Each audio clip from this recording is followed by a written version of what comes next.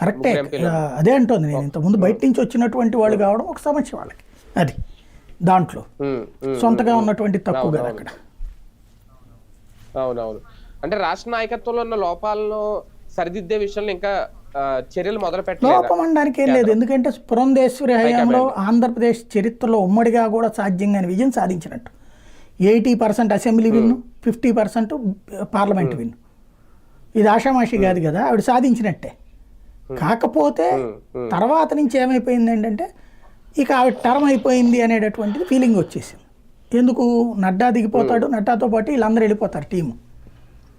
కాబట్టి ఇక అప్పటి నుంచి ఆవిడ ఇనిషియేటివ్ తీసుకోవట్లేదు. మేబీ మంత్రివర్గంలో రాకపోవడం వల్ల కూడా అయి ఉండొచ్చును మేబీ. కాకపోతే ఆవిడ ఒక్కతే ప్రస్తుతానికి సీరియస్గా చేస్తుంది, కానీ వ్యక్తిగా ఆవిడ చేసుకెళ్తున్నట్టుగా సంస్థాగతంగా వీళ్ళందరూ కలవట్లేదు. కష్టపడి వీళ్ళందరూ కలిసి సక్సెస్ చేయగలిగితే భారతీయ జనతా పార్టీ ఫ్యూచర్ ఉంటుంది. తెలంగాణ బీజేపీని, తమిళనాడు బీజేపీని ఆదర్శంగా తీసుకుంటే చాలు. వీళ్ళు ప్రస్తుతం ఏంటంటే వీళ్ళు 1999, 2004 నాటి బీజేపీని ఆదర్శంగా తీసుకుంటున్నారు.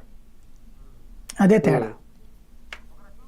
ఒక రకంగా సార్ 2024లో జమిలీ ఎన్నికలకు సంబంధించి ఒక క్లారిటీ వచ్చేసిందా బిల్లు ప్రవేశపెట్టడం కానీ, లేదంటే బాబు గారు ముందే అనుకున్న, ఆయన మనకు ముందు కూడా చెప్పారు ఎట్టి పరిస్థితుల్లో 2027 ముందే ఎన్నికలు జరగవు, యథావిధిగా